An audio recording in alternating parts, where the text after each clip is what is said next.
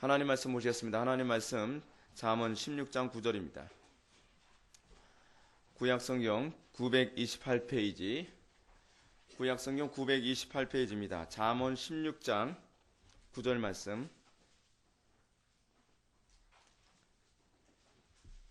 잠언 16장 9절 말씀입니다. 찾으셨으면 우리 다 같이 한 목소리로 봉독하겠습니다.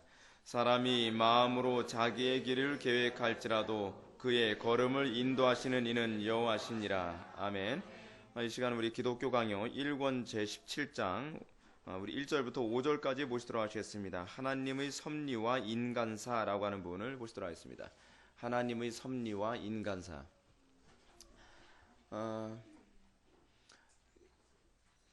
여러분, 인생에 있어서 한 사람, 그러니까 예를 들어서 우리가 노인들을 향하여 노인들을 지혜롭다고 얘기를 합니다.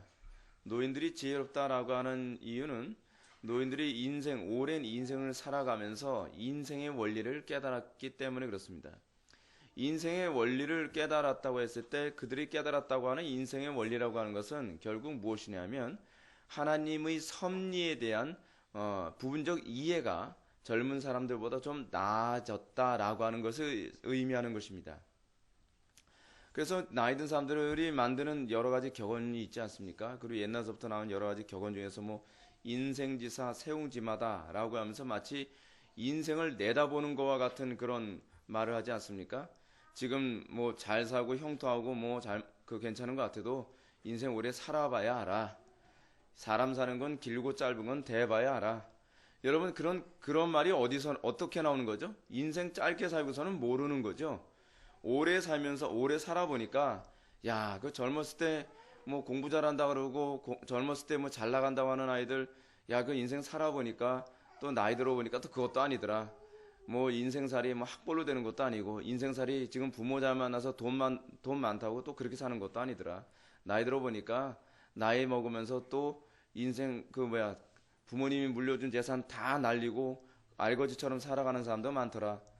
여러분, 그건 인생을 오래 살면서 보게 되어진 인생의 경륜을 지금 얘기하고 있는 거거든요. 근데 여러분, 잠언의 말씀처럼 여호와의 말씀을 경외하는 자는 그 지혜가 노인보다 승하니라 라고 하는 말이 가져다 주는 그 의미가 무엇이냐면 사람이 오래 살지 않아도 하나님의 말씀에 대한 이해가 깊어지면 섭리적 인식 때문에 그 지혜가 노인보다 승하게 되는 것입니다. 여러분, 섭리는 무엇입니까? 섭리라고 하는 것은 여러분, 하나님께서 인생을 또는 이 세상을 운영해 나가는 하나님의 지혜 아닙니까? 하나님의 지혜. 그래서 인생을 오래 살지 않아도 우리가 믿음으로 우리가 하나님의 은밀한 섭리를 알게 됩니다. 우리가 지난 시간에 잠깐 살펴봤던 것 중에서 여러분 254페이지 맨 위에 줄을 한번 보시기 바랍니다. 첫째 줄과 두 번째 줄을 보시게 되면 이런 말씀이 나옵니다. 우리에게는 우연한 것처럼 보이더라도 믿음은 그것이 하나님의 은밀한 섭리였음을 인정하는 것이다. 여러분, 인생살이 오래 살았다고 하는 노인들도요, 노인들이 깨닫지 못하는 부분이 있습니다. 그것이 뭐냐면 제가 지난 시간에 여러분들한테 언급했던 것처럼 인생에서 나타나는 수많은 난제들과 문제에 관하여 그것을 우연이다 또는 운명이다 또는 숙명이다, 어쩔 수 없는 일이다, 피해갈 수 없는 일이더라 라고 얘기를 하는 경향이 많이 있습니다. 여러분, 인생을 바라보는 관점에 있어서 신이라고 하는, 하나님이라고 하는 존재를 가지고 인생을 해석할 수 있는 기능을 가지고 있는 것은 믿음이 아니어서는 불가능합니다. 근데 하나님을 믿지 않는 노인이 만약에 하나님을 제외하고 인생의 문제를 해석하다 보면 그 사람들은 풀리지 않은 난제를 주로 무엇으로 해석을 하냐면 우연이다 또는 운명이다, 어쩔 수 없는 일이다, 뭐 이런 식으로 해석을 하게 되는 것입니다. 자, 그런데 우리가 예수를 믿으면서 나타나는 것이 무엇입니까? 여러분, 사도 바울이 범사에 감사하라라고 얘기합니다. 여러분, 인생 아무리 오래 산 사람이라고 한다 할지라도 여러분 범사에 감사하라고 말하는 사람은 없습니다. 그러니까 여러분, 사도 바울이 범사에 감사하라라고 말한 이 말에는 그가 가지고 있는 하나님의 섭리적 인식이 그 밑바탕에 얼마나 충실하게 작용하고 있는가를 알 수 있습니다. 그는 이 땅의 모든 것이 하나님의 선하신 작정에 의해서 움직이고 있다는 것을 압니다. 그는 그렇게 오랜 인생을 살지 않았다 한다 할지라도 하나님께서 우리를 사랑하셔서 우리에게 고난이나 어려움이나 난관이나 고통이 있을지라도 이 모든 것이 하나님께서 우리들에게 선을 베푸시고 사랑을 베푸시는 방식이라는 걸 알게 된 것입니다. 그래서 사도 바울이 그래서 뭐라고 가르칩니까? 범사에 감사하라 라고 얘기하는 것입니다. 자, 그런데요, 제가 어저께 우리 지체들, 유아셀의 교육을 하면서 제가 잠깐 언급했던 부분 중에서 그런 얘기가 있습니다. 여러분, 창세기에 보게 되면은 하나님께서 인간에게 저주를 내리고 그리고 뱀에게도 저주를 내리지 않습니까? 근데 이 흥미로운 것이 뭐냐면 하나님께서 가장 첫 번째로 저주를 내린 건 뱀에게 저주를 내렸는데, 뱀에게 저주를 내리고 나서 하나님은 뭘 같이 얘기하시죠? 하나님의 구속의 방식을 얘기해 주십니다. 뱀의 머리를 상하게 하고 그 여자의 아들이 어떻게 해요? 뱀의 머리를 상하게 하는, 그쵸? 뱀은 여자 아들의 발꿈치를 상하게 하면 여자의 아들은 뱀의 머리를 상하게 할 것이다. 여러분, 저주이면서 뭐가 나오고 있습니까? 구속이 나오죠. 구원이. 그쵸? 저주와 구원이 같이 나옵니다. 그러면서 여자에 관해서는 뭐라 얘기합니까? 해산의 고통을 더하겠다. 근데 해산의 고통을 더하겠다라고 얘기하지만은 사도 바울은 뭐라고 얘기하냐면 여자는 해산함으로 말미암아 뭘 얻어요? 구원을 얻으리라 라고 얘기합니다. 독특하죠? 저주와 구원이 같이 나오고 있습니다. 남자에게도 무슨 얘기가 납니까? 노동의 고통을 얘기하면서 노동과 아울러서 이 땅이 그 소산을 제대로 나지 않는 그것을 통해서 구원이 같이 나타나는 것을 또한 성경은 은밀하게 언급하고 있습니다. 자, 뱀에 관한 얘기는 차치하고 방금 말씀드렸으니까 여자에게는 해산의 수고를 통하여 구원을 준다고 얘기했죠. 근데 해산의 수고라고 하는 부분을 대부분의 학자들은 무엇이라고 얘기하냐면 아이를 출산하는 것만을 얘기하지 않습니다. 아이를 낳고 기르는 이 모든 영역을 해산의 수고라고 얘기하는 거예요. 여러분, 애 키우는 게 보통 일이 아니죠. 애 낳는 건 잠깐 하늘 노랗고 나면 낳습니다. 그거 뭐 몇 시간만 인내하면 됩니다. 그러나 아이를 키우는 문제는 어떻습니까? 일평생 이 자녀들을 계속 고통스러워 가면서 키워야만 합니다. 그래서 하나님께서 여자에게 주어진 중요한 직무가 뭐예요? 자녀들을 교육하는 거예요. 자녀들을 하나님의 영광을 위하여 살도록 교육하는 겁니다. 근데 상당수의 어머니들이 자녀들이 내 마음대로 키워지지 않는 그 문제 때문에 주로 어떻게 되냐면 하나님께도 기도하고 매달리는 쪽으로 이제 가게 되죠. 그렇게 됨으로 말미암아 믿음이 더욱더 견고해져 가지 않습니까? 근데 요즘에 여자들이 어떻습니까? 점점 타락하면서 하나님께서 여자들에게 부여해 주신 이 직무를 자꾸 도외시하려고 그러죠. 여자들이, 그러니까 아내들이 자녀들을 하나님의 말씀대로 견고히 키우는 것을 등한시해요. 여러분, 그렇게 하면 어떻게 되는 거예요? 해산의 수고로 말미암아 구원을 얻으리라고 하는 이 은총은 그들에게 주어지지가 않는 겁니다. 여러분, 굉장히 두려운 얘기입니다. 근데 여러분, 남자에게 주어진 저주에 관해서 한번 생각해 볼까요? 남자에게 어떤 저주가 내려졌죠? 노동에 대한 저주죠. 땀을 흘려야 먹을 수 있게 되는 거예요. 자, 근데 어떤 신학자가 이렇게 얘기했습니다. 웨스트민스터 신학자인데, 웨스트민스터 신학교 교수가 이런 얘기를 했어요. 사람에게는 통증이라는 것과 고통이라고 하는 것이 있는데, 통증이라고 하는 것은 어떤 역할을 합니까? 통증은 사람이 어디에 병이 있는가 없는가를 자가 진단할 수 있도록 하나님께서 주신 겁니다. 그래서 통증이 없으면 큰일 나죠. 통증이 없음으로 말미암아 치료하기 힘든 병이 있습니다. 뭐죠? 암 같은 게. 또 하나 뭐예요? 문둥병. 통증이 없어요. 통증이 없다는 것만큼 무서운 것이 없습니다. 통증이 없다는 건 뭐예요? 치료할 수 있는 기회를 놓쳐버릴 수 있다는 거예요. 그래서 암이 무섭다는 겁니다. 자, 그런데 여러분, 인간의 죄악에 관한 문제에 관하여 얘기하면서 인간의 죄악을 항상 구약에서 뭐로 같이 언급을 하냐면 문둥병으로 얘기하거든요. 문둥병이라는 것은 무엇이냐면 인간이 죄악으로 말미암아 통증이 아니라 고통이 오게 되어 있거든요. 인간에게 고통이 오면 그 고통으로 말미암아 인간은 어떤 현상이 나타나냐면 아, 내 인생은 뭔가 문제가 있구나라는 것을 이제 생각하게 되는 거죠. 자기 인생에 문제가 있다는 것을 알게 되면 어떻게 합니까? 그 문제를 해결하기 위해서 끊임없이 고민하고 찾게 되어 있는 거죠. 마치 자기 몸에 통증이 자꾸 이렇게 가시지 않게 되면 어떻습니까? 처음에는 조금 통증이 올 때, 아, 이거 뭐 배가 아픈 거 보니까 내가 좀 체했나 보다. 위장약 먹고, 그렇지 않으면 소화제 먹고 간단하게 치료하는데, 그래도 치료가 안 되면 어떻게 해요? 그리고 통증이 점점 심해지면 병원에 가서 뭐 엑스레이도 찍고 MRI도 찍고 뭐 비싼 돈 들여가면서 검진 받지 않습니까? 그러면서 그 병의 증세가 얼마나 심한지 이제 그걸 알아가면서 더 깊이 있는 치료를 받게 되는 거죠. 그래서 통증이 점점 자기 혼자서 이 통증의 문제를 해결할 수 없을 때 궁극적으로 어딜 찾아가죠? 병원을 찾아가고 의사를 찾아가지 않습니까? 사람에게 있어서 이 고난이라는 문제, 이 고통이라고 하는 문제는 저주인 것 같은데 아담과 하와가 범죄함으로 말미암아 소위 고난이라는 걸 주시지 않으셨습니까? 아담과 하와가 범죄하지 않았다고 한다면 아담과 하와는 틀림없이 고난이 없었을 겁니다. 인류에게 고난이 없었을 거예요. 근데 고난이 인간이 죄를 범하고 고난이 없게 되어지면 나타나는 문제가 무엇이냐면 인간은요 하나님을 찾아야 될 이유가 없는 거예요. 인간이 타락했어요. 하나님의 진노 가운데 떨어지게 됐어요. 근데 고난도 없어요.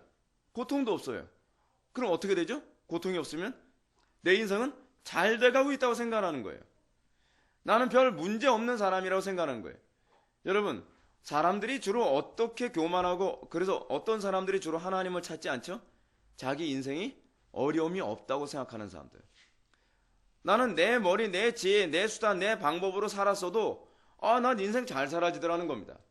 내가 계획한 대로 내 인생 잘 살아지더라는 거예요. 자, 나는 어렸을 때부터 난 이렇게 계획을 했다. 그랬더니 내가 계획한 대로 중학교, 고등학교를 졸업하고 내가 원하는 대학에 들어가서 내가 원하는 직장에 취직하고 내가 원하는 유형의 여자를 만나서 또는 남자를 만나서 내가 원하는 인생을 아무런 어려움 없이 다 파란만장하게 쫙 펼쳐지면 어떻게 해요? 하나님은 필요가 없는 거죠. 여러분, 그래서요, 고통이라고 하는 문제는 우리로 하여금 궁극적으로 어떤 존재라는 걸 알게 되는 거예요. 나는 고침을 받아야 되는 존재, 나는 영혼의 의사를 만나지 않으면 안 되는 존재라는 것을 깨달아 알게 만들기 위하여 하나님께서 주신 저주이면서 축복이에요. 그래서 하나님께서 아담과 하와에게 내린 저주는 항상 이 저주와 구원이 같이 가고 있다는 것은 참 놀라운 일입니다. 그게 뭐예요? 그게 하나님의 섭리예요. 섭리.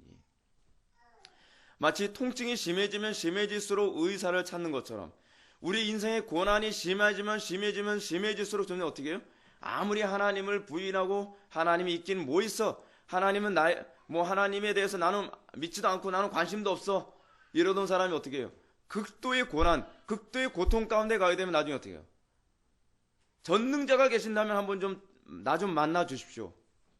점점 겸손해져 가는 거죠. 점점 낮아져 가는 거죠.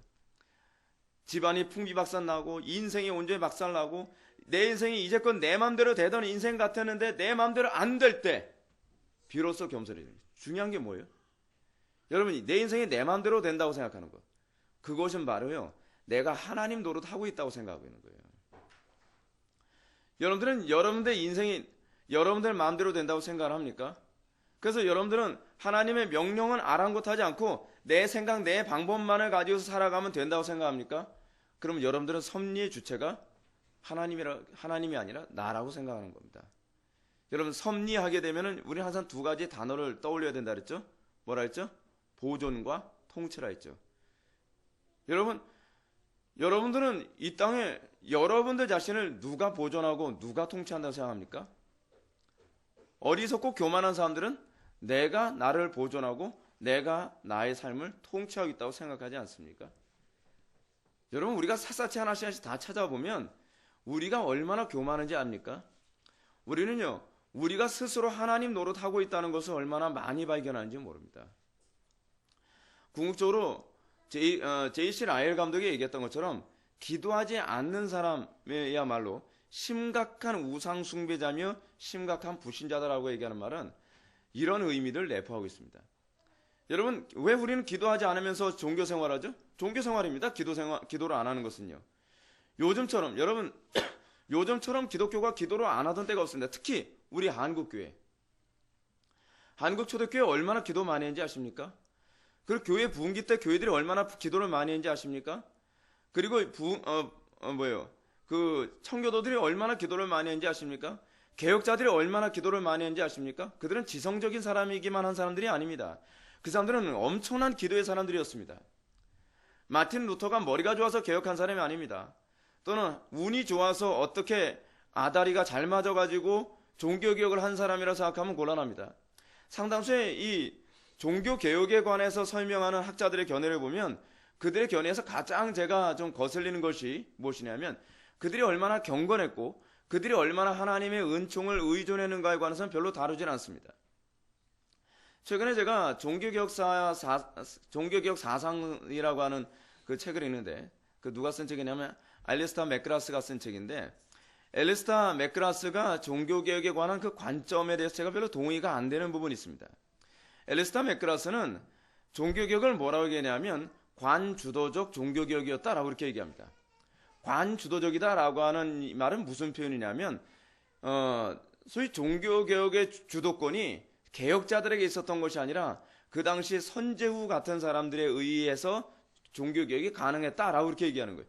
물론 여러분 그 종교개혁이 일어나게 되어진 이 상황이 어떤 상황이었냐면 아주 독특한 건 여러분 하나님께서는 이 섭리라고 하는 관점을 생각했을 때 하나님께서는 종교개혁을 일으킬 때도 반드시 상황과 사람을 사용하셔서 하나님의 섭리적인 일을 이루어 가신다는 것을 여러분 기억하셔야만 합니다.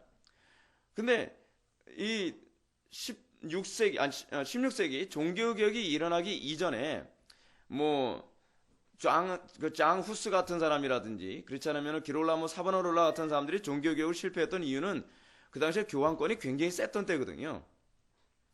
근데 교황권이 이 15세기에서 16세기로 이렇게 넘어가면서 교황권이 완전히 바닥을 치게 됐습니다.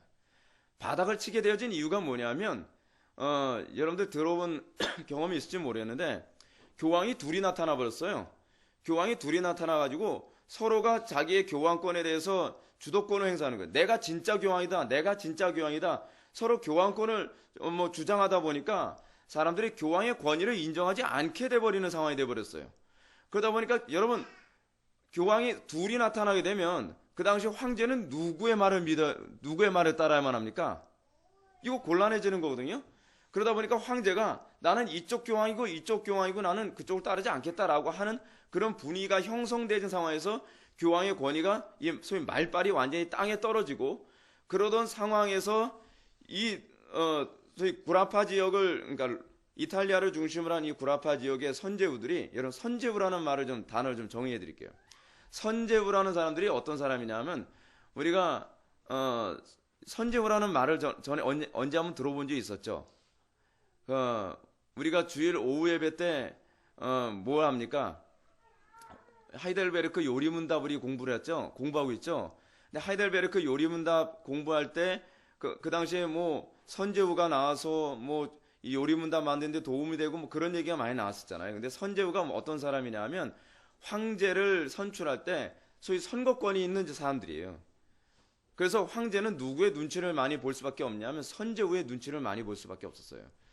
근데 그러던 상황에서 그 교황권은 무너지고 선제후들은 어떤 사람들은 개혁자들, 그러니까 마틴 루터라든지 칼빈 같은 사람들의 개혁자들의 주도권을 인정해주는 그런 사람들로 이렇게 좀 흐름이 왔다 갔다 하기 시작을 하니까 황제도 함부로 선제후들을 무시할 수 없는 상황이고 그러다 보니까 종교개혁자들을 함부로 핍박하기도 곤란한 상황이 돼버린 거예요.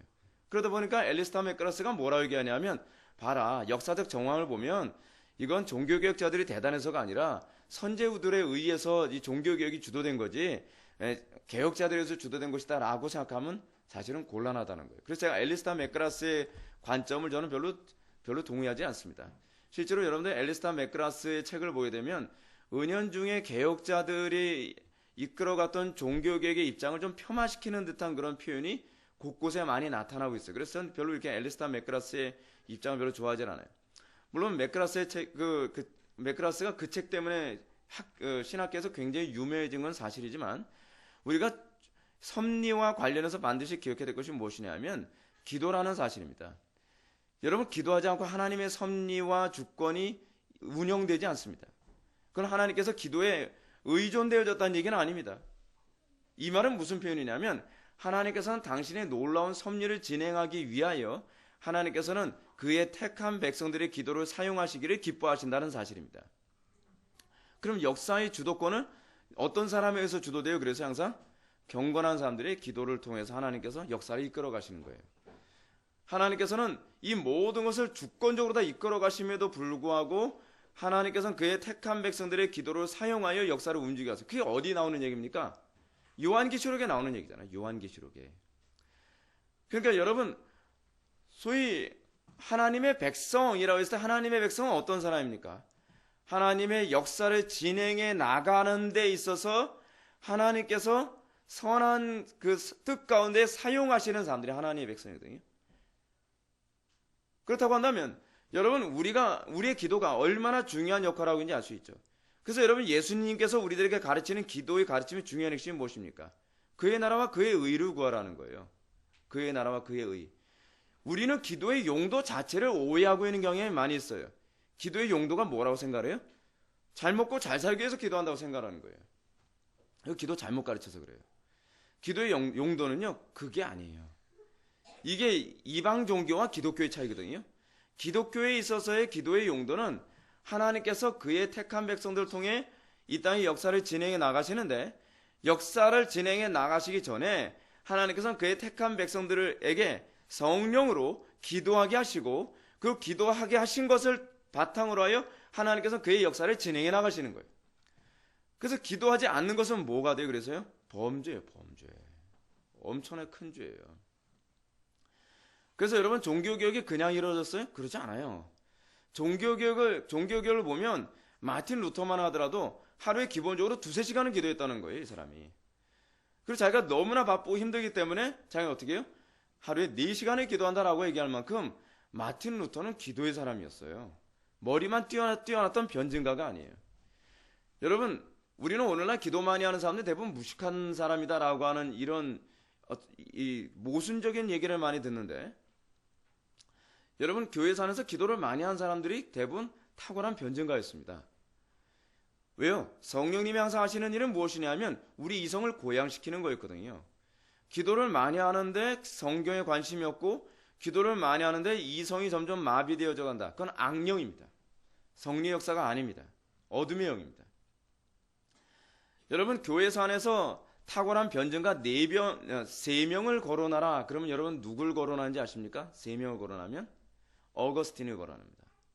그 다음에 누구를 거론하는지 아십니까? 토마스 아퀴네스를 얘기합니다. 천주교 그 학자죠.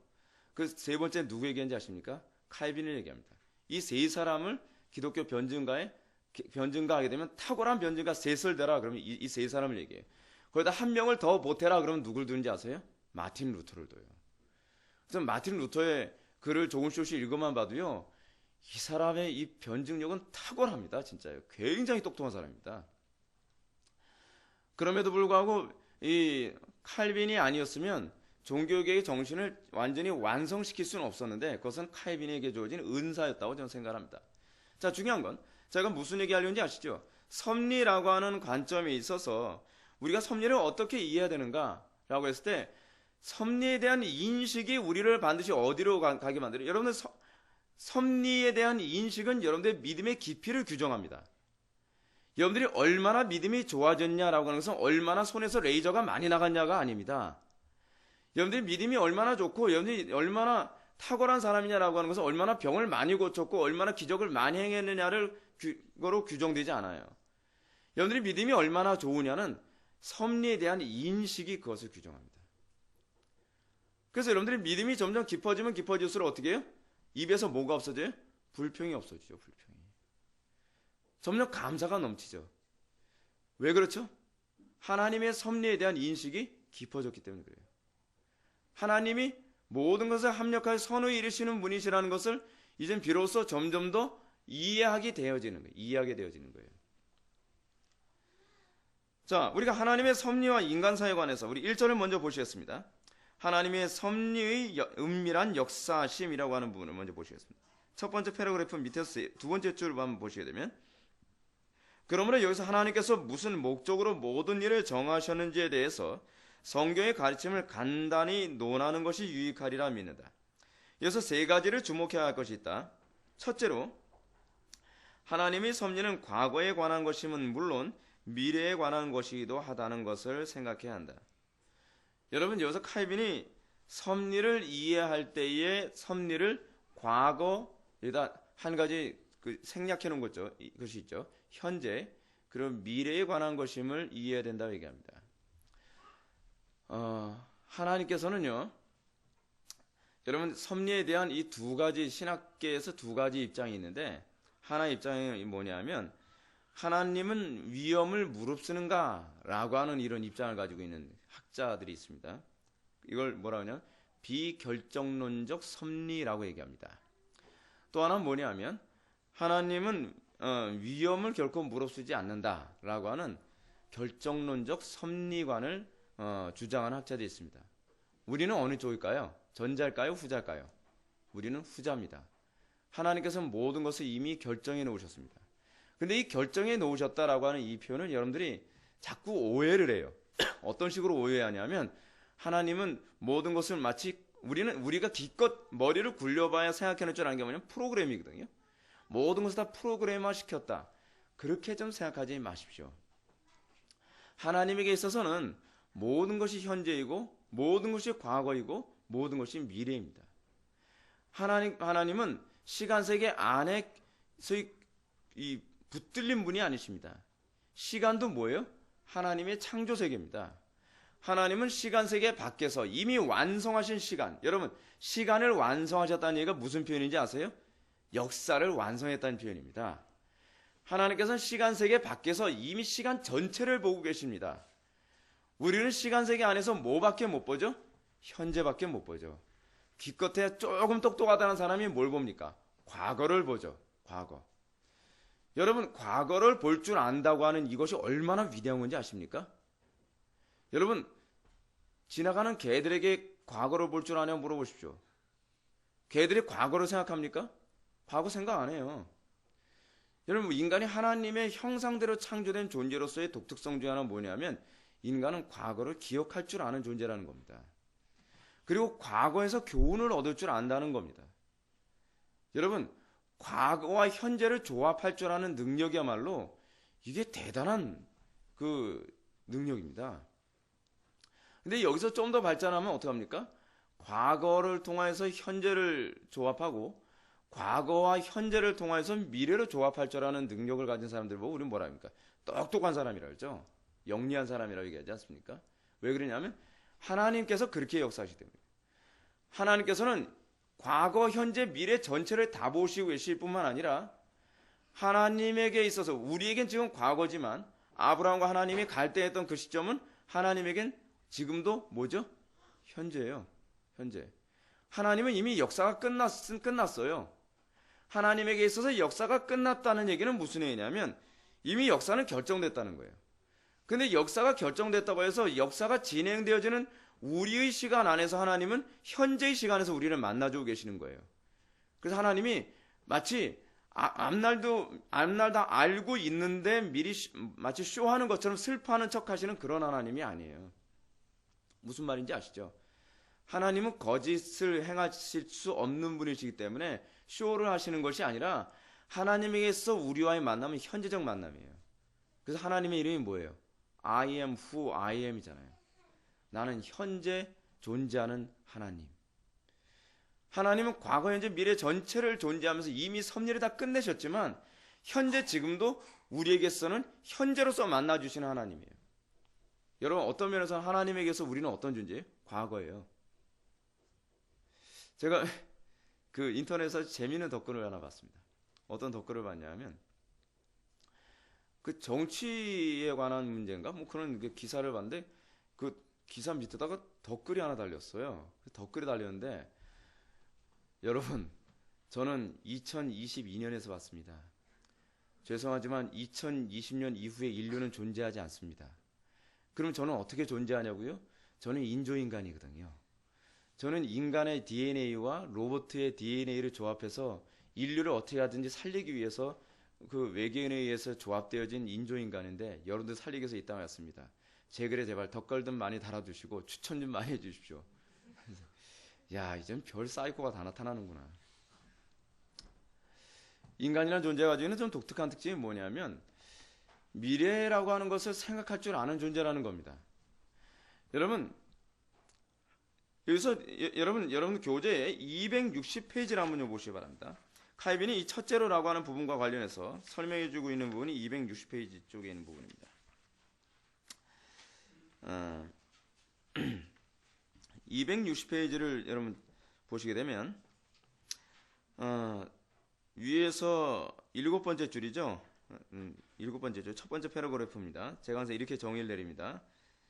그러나 속된 사람들은 그 우매함으로 어리석은 소동을 일으켜 흔히 하는 말대로 하늘과 땅을 거의 섞어 놓을 정도가 되어버린다.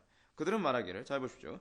주께서 우리를 죽을 때를 정해 놓으셨다면 우리로서는 그것을 피할 수가 없으니 사람이 미리 예방하려고 아무리 애를 써도 소용이 없다고 한다. 여러분, 속된 사람들, 그 우매한 사람들의 특징이 무엇입니까? 하나님의 섭리에 대한 인식이 부족하다 보니까 모든 것, 여러분 이게 결정론이라고 하는 이 부분에 대해서 여러분들이 오해해서는 안 되는 것이 뭐냐면 우리는 자꾸 이렇게 생각하죠. 여러분들이 내일 뭐 어떻게 되기로 결정됐기 때문에 오늘의 노력은 아무런 의미가 없다 라고 생각하는 사람들 많이 있죠. 그러면 여러분 이런 얘기가 왜 나오는지 아십니까? 우리는 틀림없이 제가 아까 여러분한테 말씀드렸던 것처럼 우리는 결정론적 섭리론을 믿는 사람들입니다. 결정론적 섭리론을 믿는다고 해서 하나님이 이제 미래에 무슨 일이 일어나기 다 결정해놨기 때문에 지금 우리의 노력은 아무런 소용이 없다가 아니에요. 어떤 면에서는 하나님의 입장에서는 우리의 노력의 결과가 미래를 결정하게 만든 것일 수도 있어요. 하나님과 우리의 관계 안에서. 그러니까 미래 입장에서 보면 이거는 결정된 거죠. 근데 여러분들 이거를 우리의 관점으로 이해하려 들지 마세요. 우린 이해할 수가 없습니다. 제가 지금 말씀드리는 것도 사실은요. 모순이 여기저기 많이 끼어 있는 얘기예요. 굳이 제가 이해시키려고 하다 보니까 우리의 언어로서는 어떻게 설명이 안 되니까 자꾸 이렇게 약간 모순이 섞이는 말을 제가 여러분한테 자꾸 하게 되는 것이지만 제가 말하고 하는 의도는 아시죠? 무슨 얘기인지. 그 의도의 관점에서 섭리를 우리가 내려다볼 때 우리는 어떤 관점을 이해해야 되냐면 이렇게 이해하면 간단합니다. 하나님께서 우리에게 명령한 바를 충실하게 이행하고 하나님께서는 우리를 통해서 충실하게 성실하게 모든 것을 이끌어 가신다는 것만 믿으면 그만이에요. 근데 우리는 자꾸 하나님의 섭리에 관해 자꾸 어떤 오해를 자꾸 가지려 하냐면 과거, 현재, 미래에 관한 부분을 우리는 어떻게 이 역사가 움직여가고 있는지 우리는 알 수가 없음에도 불구하고 자꾸 우리의 억지와 추측을 가지고 하나님을 나쁘게 평가하기 좋아한다는 거예요. 그것이 뭐예요? 그게 전형적인 불신앙이에요. 전형적인 불신앙. 여러분, 예수님의 비유 중에 어떤 비유가 있습니까? 어떤 주인이 먼 타국 땅에 가기 전에 자기의 종들에게 그 한 달란트씩 이렇게 주는 얘기가 나오죠. 또는 10문화씩 주는 다섯 달란트, 2달란트, 1달란트였나요? 달란트 비였나요? 그렇게 이제 달란트를 주고 가죠. 근데 1달란트 받은 사람이 일을 합니까? 안 합니까? 안 하죠. 안 하는 이유가 뭐라 그랬습니까? 앞서가면서 생각하는 거예요. 당신은 굳은 사람이라 뿌리지 않은 데서 거두고 흩트지 않은 데서 거두는 분인 줄 알았나이다. 여러분, 애쓰지 않는 사람들의 특징이 무엇인지 아십니까? 자기의 게으름을 합리화시키고 자기의 죄악을 합리화시키는 사람들의 특징이 무엇인지 아십니까? 하나님 때문이라고 얘기하는 거예요. 하나님께서 다 결정해 놓으셨잖아요. 지금 흩트지 않은 데, 뿌리지도 않은 데서도 거두고라고 하는 표현이 이런 표현이거든요. 예정론을 또는 하나님의 섭리를 여러분 우리 예정 몰라요. 잘 성경이 계시한 것 이상 우리는 몰라요. 성경도 여러분 계시할 때 우리에게 100% 이해할 수 있을 거라 믿고 주신 게 아니에요. 이해를 우리에게 요구하고 있는 것이 아니라 우리에게 뭘 요구하고 있는 거예요? 주권자가 하나님이시라는 거 요구하라고 우리에게 주신 거거든요. 근데 우리는 하나님을 잡고 내가 게으르고 아니라고 내가 죄악을 짓는 것을 어떻게 합리화시키기 위해서 어떻게 해요? 역사의 주관자이신 하나님을 나쁘게 평가하기를 좋아하는 거예요. 어쩔 수 없잖아요. 내가 죄를 졌지만 이거 하나님께서 죄 짓도록 이미 작정해 놓은 거 아니에요? 그렇게 얘기하는 거죠. 모든 걸 어떻게 해요? 다 하나님 탓으로 돌리고 모든 걸 하나님 주권의 탓으로 돌리고 여러분 하나님 주권과 하나님의 예정과 하나님의 섭리가 궁극적으로 규정하는 바는 무엇이냐 아십니까? 정반대입니다. 하나님께서 모든 것을 주권적으로 선하게 이끌어 가시고 하나님께서 모든 것을 주권적으로 다 예정하시고 하나님께서 모든 것을 선하게 다 하나님께서 통치하고 계신다는 걸 얘기하고 있는 거거든요. 선하심이 강조된 교리예요. 선하심이. 그래서 지혜로우심이 강조된 교리예요. 근데 우리는 예정과 섭리와 작정을 자꾸 어디다 갖다 붙이죠? 하나님의 악함, 하나님의 소위 고집불통, 하나님이 마치 독재자인 것처럼 그래서 마치 하나님은 그렇게 이해하는 거죠. 여러분 예정론을 비방하는 사람은 항상 이런 식의 사고를 가지고 있는 거예요. 하나님은 뿌리지도 않고서 거두시는 분이라고 생각하는 거예요. 이것만큼 불경스러운 사고방식이 어디 있습니까?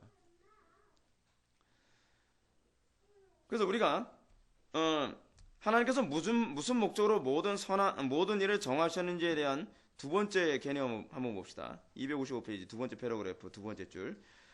둘째로 하나님의 섭리는 모든 일을 결정짓는 원리로서 때로는 매개체를 통해서 역사하시고 어떻게 해요?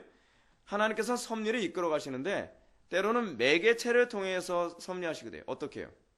예를 들어서 우리 주변에 악한 사람을 통해서 요번에 참 요즘 신문기사 보는 것도 괴로워요. 신문기사 보는 것도요. 신문기사에서 여러분 최근에 어떤 그 아빠가 자기 딸 성폭행 당했다고 열받아서 가서 그 남자를 죽였다 그러지 않습니까?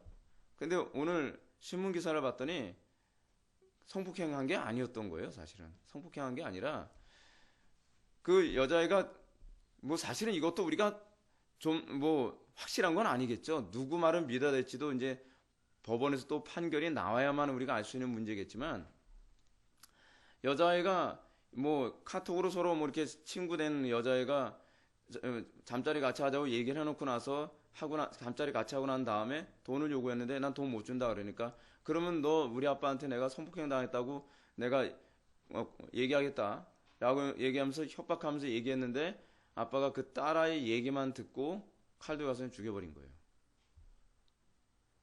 그러면서 이 아이는 마치 성폭행 범죄자인 것처럼 이렇게 돼버리고요. 근데 우리는 여러분 이런 사건 하나 보면서 뭘 느낍니까? 우리는 자꾸 이렇게 판단하죠. 누가 나쁘다, 누가 옳다. 여러분 우리가 좀 더 이제 좀 섭리에 관해서 인식이 깊어지면 우리가 점점 더 바뀌어져야 될 부분이 뭐냐면 누가 나쁘다, 누가 옳다에 관한 문제가 아니라 하나님께서 매개체를 통하여 이런 일을 이루신다는 거예요. 왜? 중요한 건 왜예요? 우리는 자꾸 사건에 집착을 하죠. 근데 신앙은 사건이 아니라 사건 배후의 하나님의 의도예요. 이게 섭리적인 마인드를 가진 성도들의 이 사고방식이에요. 여러분 불신자들은 항상 뭐에 관심을 많이 갖습니까? 표면적으로 보여주는 현상에 주로 관심을 많이 갖잖아요. 저 사람 때문에 내가 이렇고 저 사람 때문에 이렇고 환경 때문에 프로이트적 사고방식이 우리의 타락한 모습에 딱 맞아떨어져요. 우리는 온통 환경 탓하기 좋아하고 어떤 매개체를 탓하기 좋아하거든요.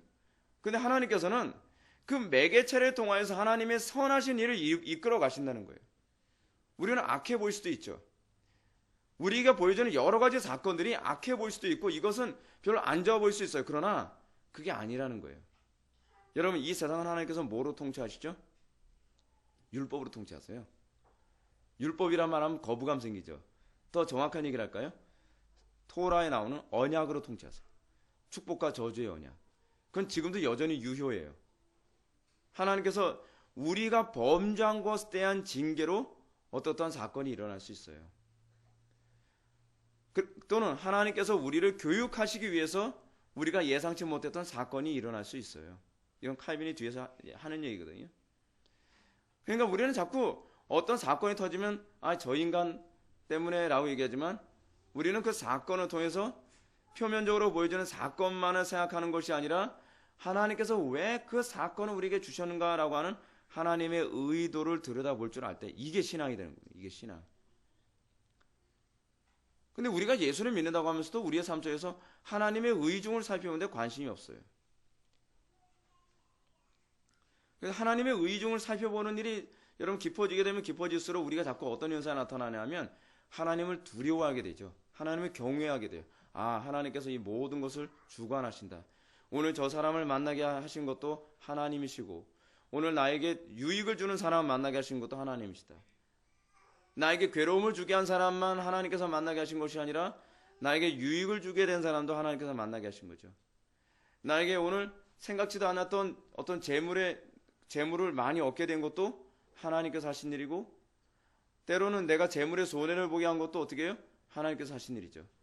하나님께서 매개체를 통해서 섭리하신 거죠. 왜요? 이것을 통해서 하나님께서 뭘 의도하시는 걸까요? 궁극적으로 이 부분에 관해서 이 부분을 먼저 얘기해 볼까요? 255페이지 밑에서 두 번째 줄. 그러나 우리가 고요한 마음을 지니고 평정을 유지하여 배울 준비를 갖추고 있으면 하나님께서 언제나 그의 계획에 대해서 최상의 목적을 그의 백성들에게, 그 최상의 목적, 그러니까 섭리를 통해서 최상의 목적이 무엇인가를 보십시오. 그의 백성들에게 뭐예요? 인내를 가르치시고. 여러분, 왜 아무 생각 없이 살지 마십시오. 고생은 직사도로 가고 있는데 영적으로 성숙이 안 되는 사람들이 많이 있어요. 하나님의 섭리에 대한 이해가 항상 제자리 거리는 사람이 많이 있어요. 여전히 불평을 입에 달고 살고, 여전히 주변에 있는 그 다른 이 환경이라든지 사람들이 자꾸 원망만 하면서 사는 사람 있죠. 하나도 달라지지 않아요. 나이 먹어도. 왜 그렇죠? 배후에서 하나님이 어떤 의도로 이런 일을 이루셨는가를 생각을 안 해서 그래요. 그래서 여러분, 기독교 신앙에서 아주 중요한 핵심이 뭐라 했죠? 묵상이에요. 묵상. 다시 얘기합니다. 하나님께서 왜 이런 섭리를 허락하시는가? 그의 백성에게 인내를 가르치시기 위해서. 때로는 인내를 가르치시기 위해서. 또 하나는 뭐예요? 그들이 악한 생각을 교정시키기 위해서. 또 그들의 정욕을 억제하게 하기 위해서. 혹은 그들로 하여금 자기를 부인하도록 하기 위한 것으로. 또는 게으름에서 그들을 일깨우시기 위한 것이고, 혹은 교만한 자를 낮추고 불경스러운 자들의 관계를 깨뜨리고 그들의 책략을 뒤집어 엎기 위한 것이고, 하여튼 이런 각가지 여러 가지의 목적을 갖고 계시다는 것이죠. 그러나 아무리 그 원인들이 우리 시각에서 감추어져 있고 오리무중이라 할지라도 우리는 그것들이 분명히 하나님께 달려 있음을 확실히 믿어야 할 것이죠. 그래서 여러분, 신앙이라는 게 무엇입니까? 저는 제가 여러분한테 기도를 좀 이렇게 하라고 말씀드리고 싶어요. 여러분들 삶에 어떤 문제가 생겼습니다. 하나님, 문제 해결해 주십시오. 그거는 언제 하는 거예요? 초보 때. 네. 초보 때 뭐부터 합니까? 우리가 운전 초보할 때는 그 도로 주행하기 전에 뭐 S자, T자 뭐 그런 거 하지 않습니까? S자, T자 할 때는 뭐예요? 기한 1단, 2단밖에 사용하지 않습니다. 기껏해야 후진 사용하죠. 근데 여러분, 운전 숙달되어 요즘 이제는 뭐 다양하게 하지 않습니까? 우리가 신앙생활에서 좀 더 능숙해지게 되면 어떻게 돼야 되냐면, 이제는 기도도 좀 더 진보해야 되죠. 하나님, 이 문제가 왜 생겼습니까? 라는 질문을 던져야 돼요. 신앙의 초보 때는 해결해 주십시오 하면 해결해 주세요. 왜 신앙의 초보 때는 해결해 주신지 아십니까? 이유가 있어요. 이 땅의 주관자가 나야, 나 하나님이지 라고 하는 거, 요거 이제 기초교육 하나 시키기 위해서 그런 거예요. 그래서 신앙 초보 때는요, 신기하게 제가 목회사역하면서 보면 그래요. 교회 나온 지 얼마 안 되고 막 어느 날 뭐 은혜 받아가지고 막 열정 생기고 막 기쁨이 충만해서 막 그러고 있을 때요, 한 3년 4년 동안 기도만 하면 응답 탁탁 받아요. 그러면서 하나님께서 뭘 교육시키는 거예요? 아, 하나님께서 살아계시는구나, 하나님께서는 기도에 응답하시는 분이시구나, 이거 교육시키는 과정이거든요. 근데 이거 교육시키는 과정인데 뭐 10년 20년 살아가면서도 계속 주세요 하는 것은, 이건 좀 문제가 좀 심각해지는 거예요. 이제 그 하나님이 살아계시고 기도하면 하나님께서 응답하신다는 걸 이제 알게 되어지면, 그 다음에 하나님께서 그의 백성들에게 요구하는 게 뭐냐면, 이제 삶 속에서 나타나는 문제의 원인이 무엇인지 나한테 좀 물어봐라. 왜요? 여러분, 성경 보면 여러분 삶에 나타나는 문제 다 알아집니까? 안 알아지죠. 왜 안 알아지죠? 조명하심이 없어 그래요. 조명하심이. 기도를 통해서 우리가 뭘 구하는 겁니까? 성령의 조명하심을 구하는 거죠. 그래서 좀 더 성숙해지면 뭐예요? 이제 주님께서 가르치신 기도 방식대로 기도하는 거죠. 그의 나라와 그의 의를 구하는 거예요. 여러분 삶 속에 어떤 문제가 생겼습니다. 인간관계에 문제가 생길 수도 있고, 가정에 문제가 생길 수도 있고, 뭐 집안에 뭐 이사 가는 문제, 학교 정하는 문제, 뭐 여러 가지 인생에 문제가 생길 수 있어요. 그럼 여러분들 그 인생의 그 문제를 가지고 이제 뭘 기도해야만 합니까? 왜? 무엇 때문에 하나님께서 나에게 이런 환경을 허락하셨나요? 무엇 때문에 하나님 나에게 이렇게 골치 아픈 사람을 만나서 고통받게 하시나요? 무엇 때문에 하나님께서 나에게 질병을 주셨고, 무엇 때문에 하나님께서 자녀들을 통해서 속을 썩게 만드시고, 무엇 때문에 이렇게 이런 질문을 던지는 거예요. 하나님께서 대답해 주실까요? 안 해 주실까요? 해 주시겠죠. 왜 해 주시죠? 하나님의 경륜에 대한 또는 섭리에 대한 이해를 점점 깊게 해주기 위해서. 근데 여러분 기도한다고 탁탁 알아지는 게 아니죠. 기도하면 여러분들 하나님께서 갑자기 이펙트 들어간 목소리로 개똥아 이것 때문이다 그렇게 얘기해 주십니까? 그렇게 얘기 안 해주세요. 여러분의 직통계시가 왜 잘못됐다는지 아십니까? 직통계시 따라다니면 경륜에 대한 이해가 없어져요. 맨날 그 직통계시 따라다니는 사람들 보십시오. 하나님께서 무슨 이유 때문에 이렇게 해주는지 생각하지 않고 맨날 그 기도원 같은 데 가서 기도원 원장한테 무릎 꿇고 기도 좀 해주십시오. 그러면 내가 기도해봤는데 뭐 3년 후에 해결된대. 여기에 무슨 영적 성장이라는 게 있습니까? 그렇지 않아요? 3년 후에 해결될 수도 있어요. 근데 해결되는 게 문제가 아니잖아요. 여러분 자 보십시오. 시험을 봤는데 어떤 애가 컨닝을 해가지고서 100점 맞은 애가 있고 어떤 애는 자기가 풀어서 100점 맞은 애가 있습니다. 여러분 뭐 차이입니까? 정답은 다 맞췄잖아요. 정답은 맞췄는데 왜 한쪽은 인정을 안 해주죠? 그 이유가 어디 있죠? 과정을 모르잖아요. 과정을 모르잖아요. 사실은 무엇 때문에 시험을 본 거예요? 과정을 익히게 하기 위해서 시험을 본 거거든요. 정답 맞추기 위해서 시험을 본 게 아니라. 신앙생활에서 우리가 자꾸 착각하는 게 무엇이냐면 우리의 삶 속에서 나타나는 수많은 문제를 힘들더라도 계속 지혜를 짜내고 하나님께 긍휼을 구하고 또한 성경 말씀을 묵상하고 기도로 씨름하고 그러는 가운데 천천히 힘들게 어렵게 하나님의 섭리와 경륜을 깨달아가면서 어떻게 해요? 좀 사람이 성숙해져 가는 거죠. 좀 어른스러워져 가는 거죠. 그래서 이전과 다른 그런 모습이 생기는 것이죠. 좀 더 여기서 칼빈이 얘기하는 것처럼 어때요? 좀 더 인내하게 되어지고 그리고 나의 악함 때문에 하나님께서 이렇게 하셨구나. 악함을 회개하게 되고 나의 정욕이 이게 문제구나. 정욕을 좀 더 억제하게 되어지고 자기를 부인하게 되어지고 게으름으로부터 점점 떠나서 좀 더 부지런해지게 되고 그래서 sanctification 하나님께서 우리 이렇게 성화로 자꾸 몰아가기 위해서 이 고난과 어려움을 주시는 거예요. 하나님께서 자녀들을 훈육하는 거죠. 훈육하는 거. 그게 인생에서 우리를 다루시는 하나님의 방식이란 말이에요. 그럼 마지막으로 하나님의 섭리는 255페이지 다시 돌아갔습니다. 마지막으로 하나님의 섭리는 온 인류를 향하신 그의 보살핌을 그러나 특히 그가 더 면밀히 주시하시는 그의 교회를 다스리시면서 기울이시는 그의 경성하심을 드러내고자 하는 목적을 위해 역사한다는 것입니다. 그리고 여기서 또 한 가지 추가해야 될 것이 있는데 곧 하나님의 아름다우신 자비하심과 사랑 혹은 엄격한 정의가 섭리 전 과정에서 밝히 빛을 발하지만 때때로 사건들의 원인들이 감춰져 있다는 것입니다. 하나님께서는 섭리적으로 여러분들의 인생을 다루시는데 하나님께서 이것을 은밀하게 감춰 놓으세요. 그리고 그 감춰 놓으신 그 은밀한 비밀을 우리가 알아가기 위하여 무엇을 많이 사용하길 원하시냐 하면 기도와 말씀이라고 하는 이 두 개의 은혜의 방편을 부지런히 사용하길 바라세요. 기도와 말씀이라는 은혜의 방편을 부지런히 사용하여서 어떻게 하게 되길 바라시는 거예요? 하나님은 이런 분이시구나 라고 하는 걸 알아가는 거죠. 신앙이 뭐예요? 제가 신앙이 뭐라 그랬습니까? 신앙 한마디로 정의하면 죽을 때까지 하나님을 알아가는 과정이에요. 하나님을 얼마나 많이 알아가느냐, 하나님을 얼마나 더 이해하게 되었느냐, 그것이 우리의 영광이에요. 그것이 영광. 마치 자녀가 부모를 이해하게 되면 이해하게 된 만큼 뭐가 돼요? 철이 드는 것처럼 일반 계시를 우리들에게 가르쳐주고 계신 거 아닙니까?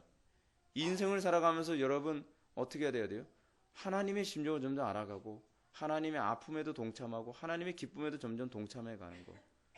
여러분, 유대인의 탈무드에 이런 얘기가 있습니다. 머리가 둘 달리고, 그러니까 몸에 머리가 둘 달린 사람이 있다고 치자는 겁니다. 탈무드에서. 근데 이 사람이 한 사람인가 두 사람인가 라고 질문을 던집니다. 한 사람인지 두 사람인지 알 수 있는 방법을 탈무드에서 뭐라 얘기합니까?